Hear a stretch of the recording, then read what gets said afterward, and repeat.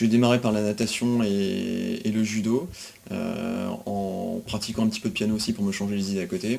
Et j'ai été choqué assez rapidement par les images que beaucoup ont vues, qui étaient des athlètes rampant sous la ligne d'arrivée à Hawaï, lors du triathlon international d'Hawaï.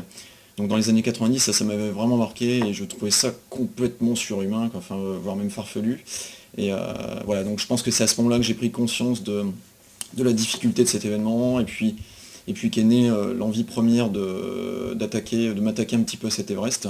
Ma motivation première, c'est de retrouver un peu la sensation qu'on va retrouver sur le passage d'une ligne de toute course d'ultra ou de longue distance. En fait, hein, c'est vraiment cette délivrance quand on passe la ligne. C'est un aboutissement en soi.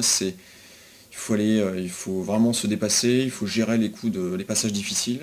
Je sais que j'en aurai, donc je me prépare à gérer à la fois des moments d'euphorie et des passages un peu plus durs. Voilà. Donc il y a une très grande similitude avec le cadre du travail, où ben, très souvent dans les projets on a des moments de doute, et puis derrière des petits moments d'euphorie qu'il faut aussi gérer et temporiser. Je crois que là ce sera la même chose.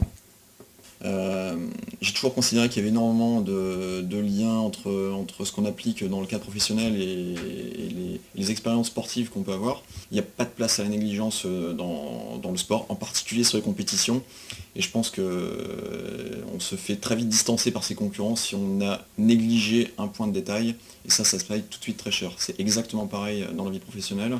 Un autre point important des sports d'endurance et également du triathlon, c'est la capacité à lâcher prise. En fait, le sport nous apporte un peu cette opportunité de pouvoir prendre de la hauteur par rapport aux événements, de prendre du recul.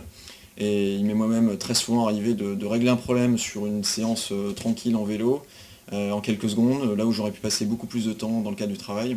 Donc je pense que c'est vraiment un terrain et un contexte favorable à la réflexion, puisqu'en fait on peut laisser vagabonder son esprit, et je dirais même que c'est propice aux intuitions.